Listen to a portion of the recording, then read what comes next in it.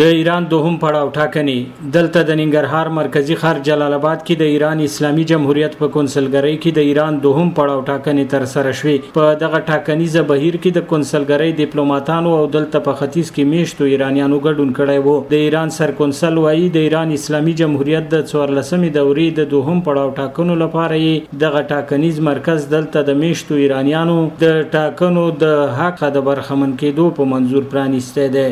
صبح زود همون ساعت 8 صبح که ابتدای شروع کاری انتخابات بود رأیشون رو به صندوق ریختن.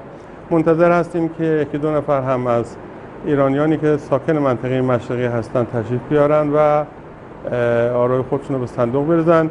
البته خب طبق روالی که هستش صندوق تا ساعت 6 بعد از ظهر امروز هست. ایران کې د ولسمشرۍ دا ټاکنې د لومړي پړاو ټاکنو وروسته پیل شوې، کومې چې د ایران د پخواني ولسمشر رئیسي د الوتکې د نسکورېدو په پیښه کې هغه ورسره مله یو شمېر چارواکي مړه شول. دلته د ټاکنو نور ګډونوال خوښي ښیي چې په ټاکنو کې ګډون کوي او زیاتوي هیله مند دي چې بریالی کس ولسمشرۍ ته د رسیدو وروسته ایران او خلکو ته د خدمت مصدر وګرځي.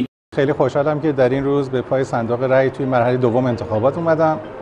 قطعاً رأی هر یک ایرانی میتونه توی سرنوشت آینده 4 ساله جمهوری اسلامی ایران تاثیرگذار باشه. امیدوارم همه مردم کشورم هم مثل همیشه پرشور و با صلابت پای صندوق‌های رأی حاضر بشن و از این نظام مقدس حمایت بکنه. دا په داسې حال کې ده چې د ایران لومړی پړاو ټاکنې د تېرې جمعې په ورځ د 4 نمایندانو ترمنځ ترسره شوې چې په پایله کې یو هم ونه توانید چې بریا خپله کړي. هماغه و چې ټاکنې د 2 مخکښو نمایندانو ترمنځ دوم پړاو ته ولاړې، کومې چې نن جمعه یې ترمنځ بیا ځلې ټاکنې ترسره شوې.